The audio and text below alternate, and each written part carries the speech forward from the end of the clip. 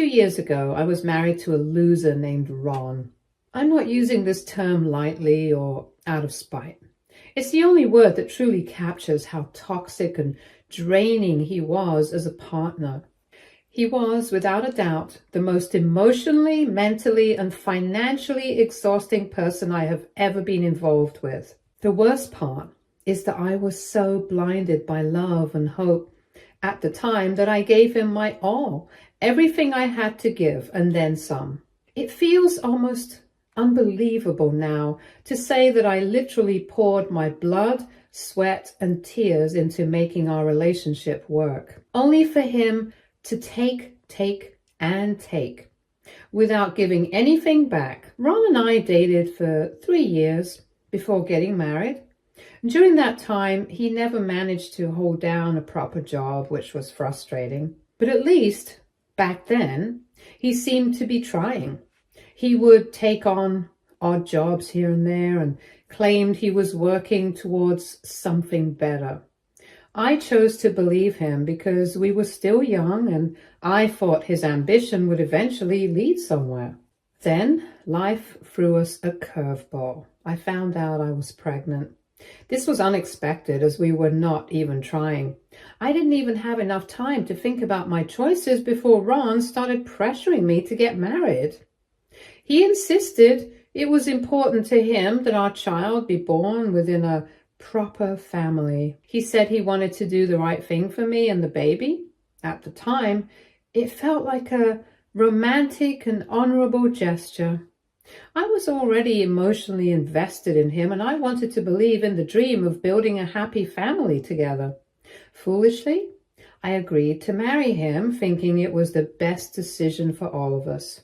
But if our relationship had cracks before, the marriage turned them into wide gaps.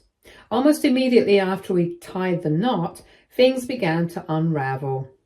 What little effort Ron had been putting into our relationship before disappeared entirely, and his true colors began to shine through. Far from stepping up as a husband and soon-to-be father, he seemed to think that getting married gave him a free pass to stop trying altogether. Ron started spending every penny he earned, either gambling or drinking. This was a daily occurrence. He would stay out until the late hours of the morning, hanging out with random people at bars. Meanwhile, I was pregnant, working full-time and desperately trying to keep us afloat. Despite my condition, I shouldered the responsibility for all our bills, household expenses, and everything else that came with preparing for a baby. I kept telling myself that things would get better and that Ron would wake up to his responsibilities eventually, but I was wrong. He never helped me. One night, I woke up feeling horribly unwell. A wave of panic surged through me as I realized I was bleeding. I could feel it running down my thighs, and deep down I knew something was terribly wrong. My first instinct was to call Ron for help, but as usual, he wasn't home. I called him repeatedly, hoping that he would pick up and come for my help, but when he finally answered, he flat out refused to take me to the hospital. He told me that it was probably nothing and that I should not disturb him when he was out with his friends. He scolded me for being dramatic.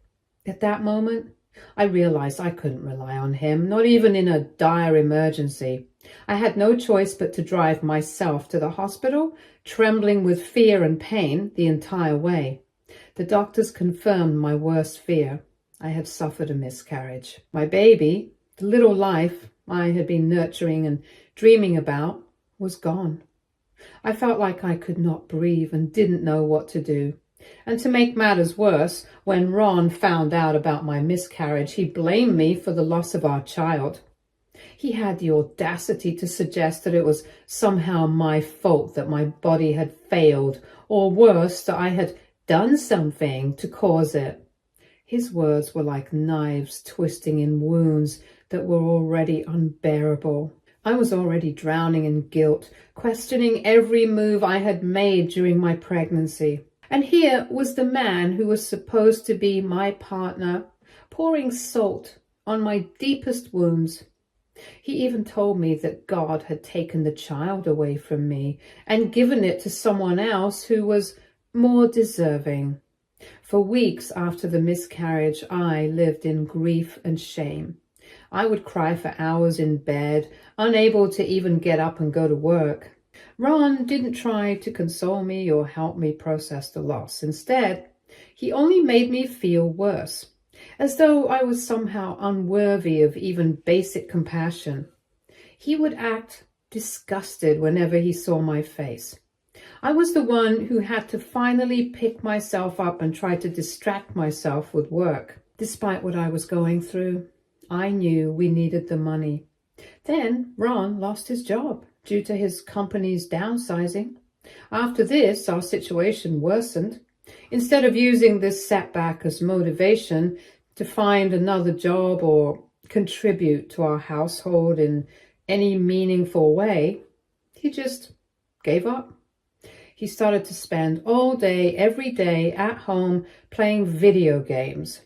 He would leave dirty dishes, empty cans, and trash everywhere, turning our home into a pigsty, and then act like it wasn't his responsibility to clean any of it. He didn't lift a finger to help around the house, not even the bare minimum. Months of living like this took a serious toll on me, both physically and emotionally. I felt trapped in a never-ending cycle of misery and despair.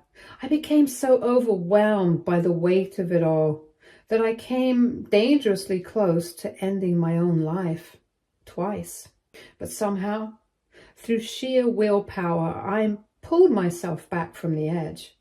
Despite knowing that I was sick and utterly drained, Ron continued to expect me to cook for him, clean up after him, and cater to his every whim. It didn't matter how exhausted or unwell I felt. He demanded everything from me while giving absolutely nothing in return. My pleas for help fell on deaf ears, and any attempt to talk about how his behavior was affecting me was met with dismissiveness or outright hostility. One day, I just realized that something had to change in my life. I couldn't go on like this. I couldn't keep sacrificing myself for someone who treated me so horribly. I needed to get out of this marriage before it destroyed me completely. When I finally gathered the courage to ask Ron for a divorce, he turned violent. He beat me up very badly. As if that wasn't enough, he then took away my car keys, phone, and wallet to ensure I couldn't leave our home without his permission. He threatened me, saying he would never allow me to divorce him and that I had no choice but to stay with him forever and continue to pay for everything, no matter how miserable I was. But the next day, while he was asleep, I escaped somehow and called the police from my neighbor's place. Thankfully, the police arrived and Ron was arrested. Because this was his first offense, the court ordered him to attend mandatory anger management classes, but that was it. He didn't face jail time or any significant repercussions for the way he had treated me. However, this did give me grounds to divorce him after a lot of back and forth with him trying to stall, manipulate, and make things as difficult as possible for me. I got my wish. Our divorce was finalized. I walked away without taking a single penny from him, not because I didn't deserve compensation for all I had been through, but because I wanted nothing tying me to him. I wanted a clean break, one where I could leave the toxicity of that chapter of my life far behind. As soon as the divorce was settled, I packed up my life and moved to a different city, far, far away from him. Since that move, I have completely cut off all contact with Ron. Throughout all this, I only told my parents bits and pieces of what I was going through. At the time, I wasn't ready to share the full extent of my pain and suffering. Maybe I was ashamed, or maybe I was trying to protect them from the truth. But only after the divorce was finalized and I had begun to heal, I felt ready to finally tell them everything. When I opened up to my family about everything that had happened with Ron, they were shocked. My parents, especially, were heartbroken to learn what I had endured all on my own. My younger sister, Karen, also seemed sympathetic. Now, 2 years have passed since my divorce, and my life has completely turned around. I have a much better job than I did before, and I earn a solid income that allows me to live comfortably. It feels like I finally regained control of my life and my future. Since I have a comfortable lifestyle now, I have been able to send some money back home to my parents. You see, my parents have both retired, so I want them to enjoy the rest of their lives comfortably without any financial stress. My sister Karen still lives with our parents. She's a high school dropout with a history of drug use. Though she manages to get clean and stabilize her life to some extent, she still has a long way to go. She now works as a server at a local diner and lives with our parents to save on rent and other expenses. I'm well aware that the money I send home also helps her out indirectly, and I'm okay with that. At the end of the day, they're my family and I want them to be okay. This week, my parents called me with some big news. I could hear the excitement in their voices, which made me curious. They informed me that my sister Karen was getting married. I was really surprised because I had no idea she was even dating anyone, so I naturally asked who the lucky guy was. That's when my parents hesitated a bit. There was a long pause before they nervously said they needed me to promise not to overreact when they told me more about the guy. I immediately felt a sinking feeling in my stomach. What could possibly warrant such a warning? And then they told me. Karen was getting married to my ex-husband, Ron. I was completely stunned. For a moment, I couldn't even process the words. My sister, my own sister, was planning to marry the very man who had caused me so much pain and trauma. I thought there must be some kind of mistake. I asked them if they were joking, half hoping they would laugh and admit it was all some ridiculous prank. But they weren't joking. My mom said this was true, and how Karen and the family had avoided telling me sooner because they knew I'd be this upset.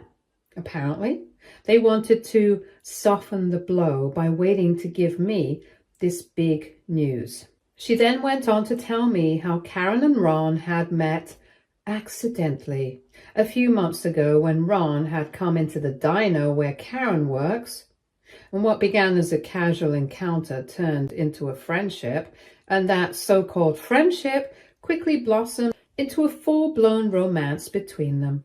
According to my mom, it's only been a few months, but they're already completely in love with each other. Hearing this felt like a punch to the gut. I couldn't believe what I was hearing. Karen had not only started a relationship with him, but had also decided to marry him, knowing full well he was my ex, knowing full well what he had put me through. And Ron, the man who had made my life a living hell, was now set to become my brother-in-law? What was even happening? I couldn't wrap my head around it. How could my family think this was even remotely okay? How could Karen justify being with someone who had been so cruel to her own sister? And why had no one thought it was important to tell me sooner? Their secrecy felt like a betrayal in itself, as if they had all conspired to keep me in the dark until it was too late for me to voice any concerns. I sat on the phone in stunned silence as my mom continued talking, trying to urge me to accept them. She said that Ron seemed to have changed and that Karen believed in his ability to be a better person. Mom even mentioned how happy Karen looked and that maybe I should try to see this as a chance for a fresh start for everyone involved. But honestly, I just felt like I was going to vomit. The very thought of Karen marrying Ron made me physically ill. I tried to argue with my mom, tried to make her understand that Karen didn't know who Ron really was. She couldn't possibly know the kind of man he truly was until she would have to face the same trauma. I told her that she and Dad should have talked sense into Karen, discouraging her from pursuing a relationship with someone as toxic and violent as him. To my shock, my dad admitted that he had tried once or twice, but Karen had been adamant about her decision. Then Mom dropped another bombshell. She revealed that Ron had already met with them for dinner some time ago, and apparently during that dinner he'd spun some ridiculous narrative about how I was actually at fault for our divorce. According to Ron, I had made his life difficult and got him arrested for no reason. My mom then went on to tell me that it was unfair of me to blame Ron entirely for the divorce. She suggested that I should take some responsibility too. I was absolutely floored. How could my own mother even entertain the idea that this was somehow my fault? That guy had literally beaten me up. How could she, of all people, take his word over mine after everything I had confided in her? My dad then chimed in, asking me if perhaps I hadn't moved on from Ron yet. He asked me if I was still in love with him or something, which was why I was having difficulty accepting his relationship with my sister. Of course I had moved on, but this wasn't about moving on. It was about my sister dragging that toxic man back into our lives and my parents acting like it was no big deal. When I told Dad as much, his response was infuriating. He said that if I truly had moved on, then I shouldn't have a problem accepting their relationship. He argued that Karen and Ron were adults, and if they wanted to get married, it was their decision and not ours. According to him, I needed to stop making this about myself. Then my mom urged me to let bygones be bygones. She said I should be happy and supportive of my sister, especially since Karen had been too scared to tell me about her relationship with Ron in the first place. But now that they were getting married, they hoped that I would accept them and join their celebration. Hearing this only fueled my anger. My sister wasn't scared because she thought I'd be unreasonable. She was clearly scared because deep down she knew this was wrong. She knew what Ron had done to me, and she still chose to be with him. Now they were all trying to guilt me into being supportive. I was so furious and hurt that I couldn't take it anymore. I cut the call. And since then, my phone has been blowing up with texts and calls from my parents. They've been calling me selfish for not being happy for my sister. They've accused me of holding a grudge and refusing to see how Ron has supposedly changed. Instead of standing by me, my family is pressuring me to welcome this man back into my life, ignoring everything I've been through. AITA. Thank you everyone for your kind comments. I'm glad I brought this to Reddit, as I've received more support from strangers than I ever did from my own family. Let me just clarify. I'm not just appalled that Karen is planning to marry Ron. I'm utterly horrified that she's chosen to associate herself with a man like him in the first place. This is a man who has caused immense pain and suffering in my life. A man who blamed me for the miscarriage of our child as though it was something I had control over. A man who didn't care enough to take me to the hospital when I was bleeding and scared. A man who beat me when I tried to leave and threatened to hurt me more if I dared to disobey him. He was someone who never contributed to our household or our relationship in any meaningful way, and yet he drained me emotionally, physically, and financially. Knowing all this, it's devastating to think that my own sister would even entertain the idea of being with him, let alone marrying him. How could she possibly justify being with a man like that? How could she think He's a safe or reliable partner after everything he's done. What's worse is that Ron has somehow managed to manipulate not just Karen, but also my parents into believing some twisted version of events.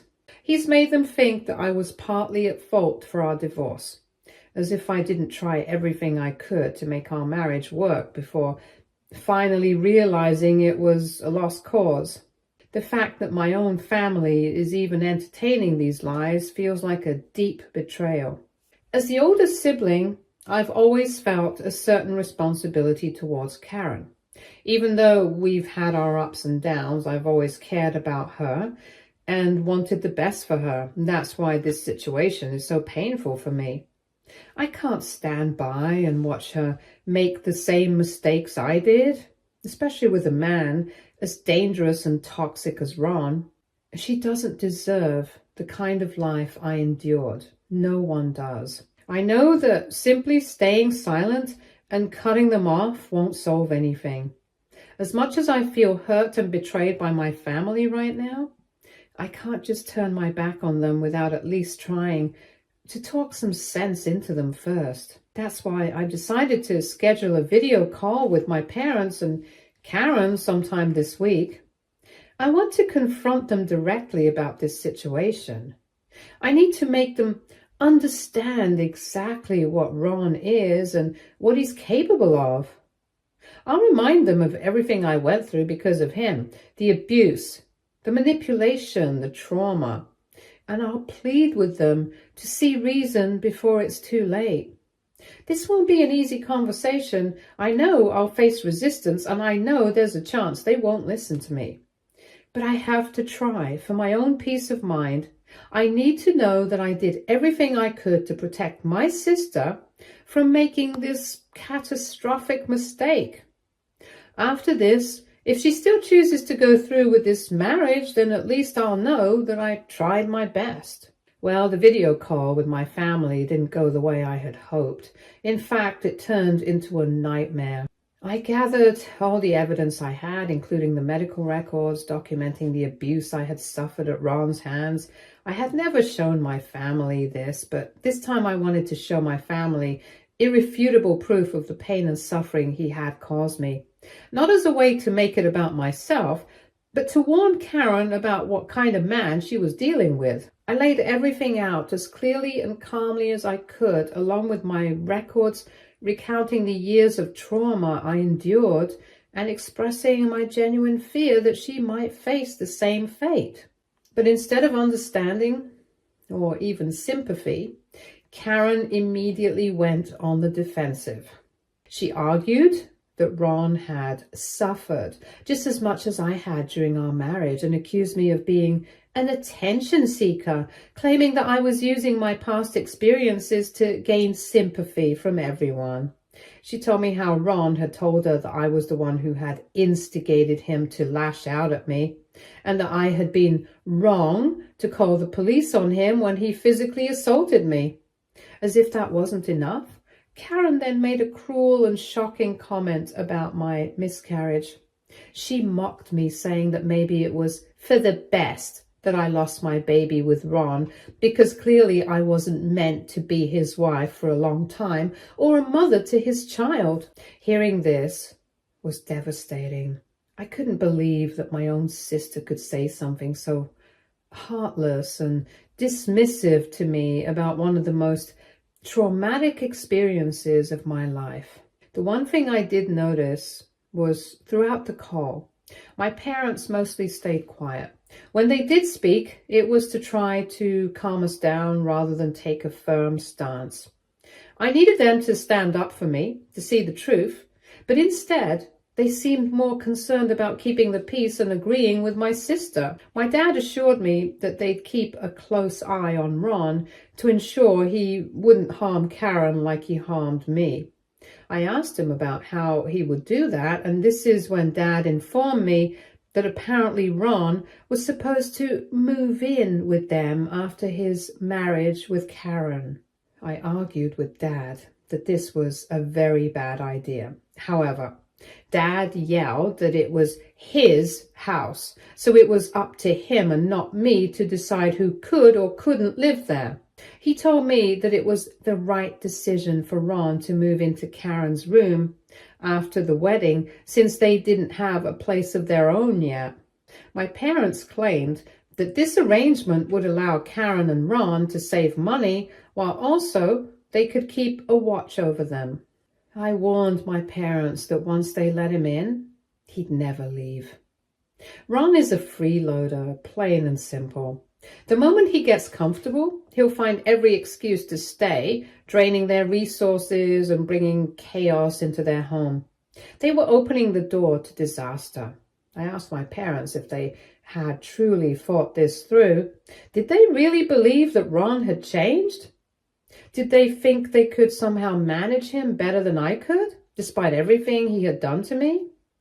My mom brushed off my concerns, telling me that maybe he wasn't as much in love with me as he was with my sister, and that perhaps this time he would be better. I scoffed, my frustration boiling over. I told my parents in no uncertain terms that if this was how they were going to handle things, then I could not sit by and watch. I'm against Ron and Karen's relationship, and I no longer wanted to have any part of it. I said that if they wanted to continue supporting Karen and Ron's twisted relationship and let him move in with them, then that was their choice. But moving forward, I would be cutting off contact with them, as I didn't want to be part of a family that supported my abuser. I also informed them that I would no longer send them any money. I didn't want to support my family along with Ron anymore. When my parents heard this, they immediately started arguing with me, saying that it was unfair for me to cut them off. As their child, they said I should support them no matter what. Karen also argued that even if I wanted to stop talking with them, I should at least have the decency to continue sending them money. She pointed out how she was planning to leave her job and focus on becoming a stay-at-home wife for Ron, and needed my money more than ever since Ron still didn't earn well enough. The audacity of it all was staggering. I pointed out bluntly that if she wanted to live that lifestyle, then Ron should be the one to fund it, not me. It's not my responsibility to bankroll her choices, especially not after her decision to get married to him. Karen then screamed at me, accusing me of punishing them out of jealousy. She said I was cutting them off simply because she had won Ron from me and that I was still stuck in the past. Her words felt like a slap in the face. However, I stood my ground. I was done being the one to hold everything together for them while they made disastrous decisions. I refused to let her and my parents manipulate me any further. The more they argued, the more resolute I became with my decision to cut them off. I was done, and I meant it. Since that conversation, true to my words, I've completely cut ties with my family. It's not a decision I've made lightly, and the pain of it still lingers, but I know it was the right choice for me. What they have done to me is unforgivable. Now I need to protect my peace, my sanity, and my future. And if that means walking away from the people I love, then so be it. It's been 2 months since my last update. I would like to thank everyone for your supportive messages and comments. Okay, so I have just found out from some of my cousins that Karen and Ron have ended things. Apparently, Karen caught him cheating just a week before their wedding was about to take place, and from what I've heard, she went completely ballistic on him. Given everything I know about Ron, it's no surprise, really. He's obviously a liar, manipulator, and a cheater. But I can't help but feel a small sense of vindication. I was right about him. He still hasn't changed. Anyway, ever since the breakup, my parents have been doing everything they can to get in touch with me. They've apparently been begging my relatives to talk to me, asking them to convince me to open up communication with them now that Karen and Ron are no longer getting married. They want to fix things between us, to smooth things over and to get me back into their lives. But I'm standing firm in my decision. I'm not going to let them back in. I'm pretty sure all they want from me is my money. Their sudden change of heart has nothing to do with their concern for me. It's about their need to have me back in the fold so I can keep supporting them and my sister financially. Well, that's not going to happen. My life is going so much better now without my family. My career is thriving and I have also started dating someone new. Currently, I'm not willing to risk my peace just because my family is scrambling to fix their mistakes. They were toxic, and I've seen how quickly they turned on me to defend Ron and Karen's bad decisions. For anyone who might be concerned about my safety, please don't worry. Ron cannot show up at my place. I live in a secure apartment with cameras everywhere.